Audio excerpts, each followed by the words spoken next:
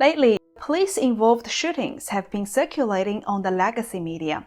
People are saying all this media attention are preparing for another round of Black Lives Matter movement. Last week, the shooting of Daunte Wright was said to be George Floyd 2.0. But what is behind all the noise? Is there more to the story?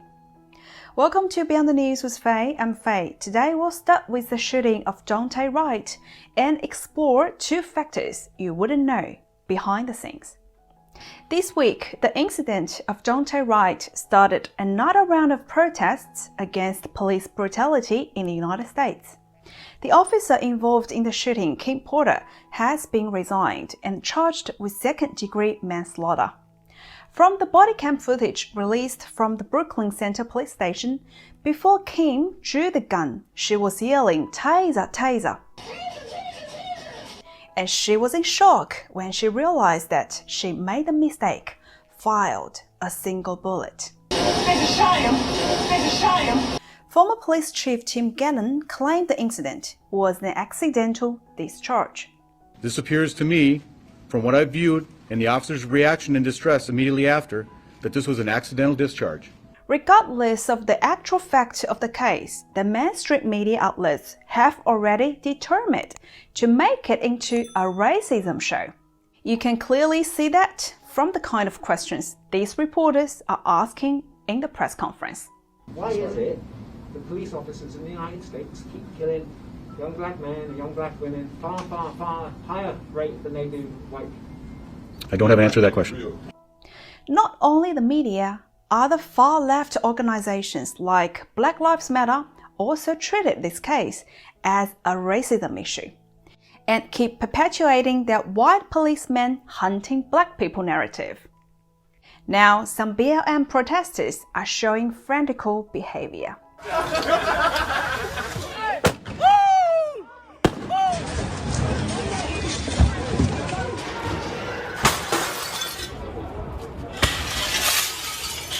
For the general public, many people might think positively about BLM, like they have questionable approaches, but they have good motives.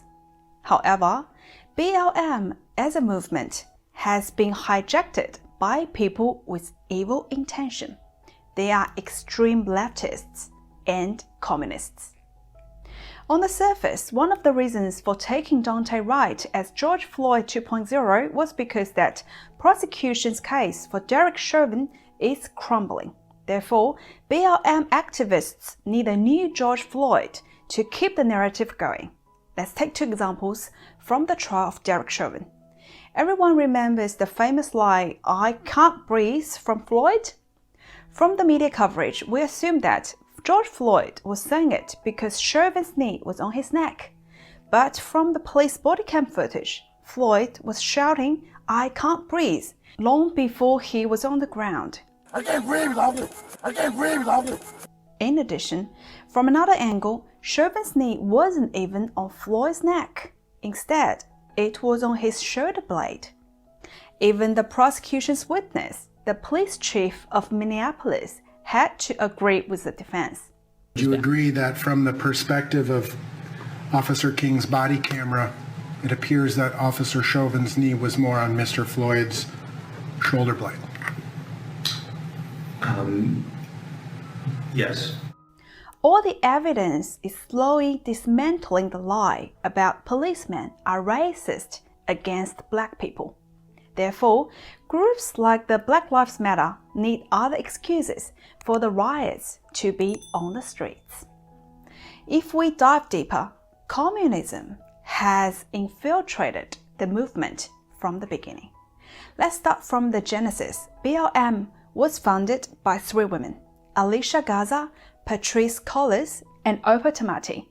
All of them are trained Marxists and have strong connections to Liberation Road, one of the biggest leftist pro-CCP organizations in America. Let's just focus on Alicia Garza today. In 2018, Garza launched a project called Black Futures Lab. As stated on the website, Its purpose is to work with Black people to transform our communities, building Black political power and changing the way that power operates. Sounds perfectly normal, right? But, curiously enough, if you go to the donation website, it will redirect you to another organization, that is Chinese Progressive Association, or CPA for short.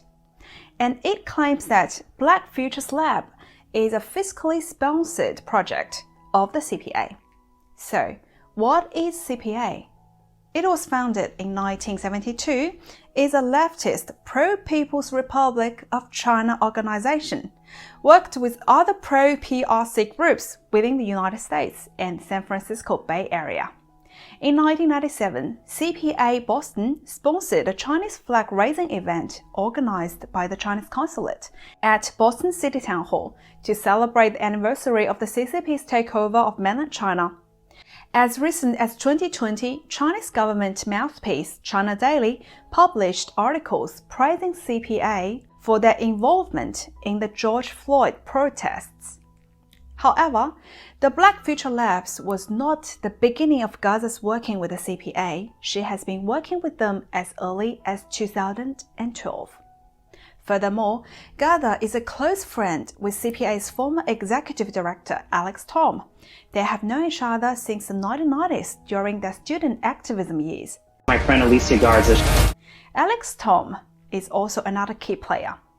In late 2013, he led a group of CPA officials and the leftist organization Left Roots members to visit China and build relationships with people in the Communist Party.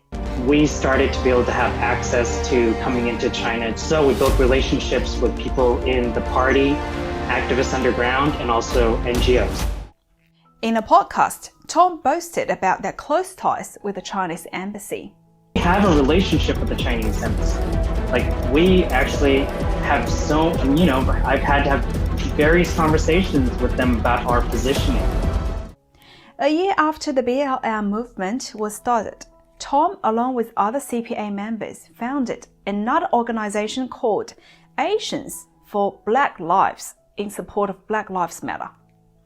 So we can see the close tie between Alicia Garza as a founder of BLM and the CPA, a pro-Chinese Communist Party's organization. The CCP's influence is all over Black Lives Matter movement. You may wonder why a totalitarian regime that couldn't care less about its citizens suddenly has so much interest in racial justice for Americans. This is a big question. Today, we can be sure that BLM movement actually has strong ties with the Communism, Chinese Communist Party in particular. In our future program, we shall talk more about why communism infiltrated these social movements and how it influences the Western democracies. Alright, thank you for watching today's program. If you like the video, please give me a thumbs up, share the video with your friends, subscribe and hit the notification bell. That's all for today. I'm Faye. I'll see you again very soon.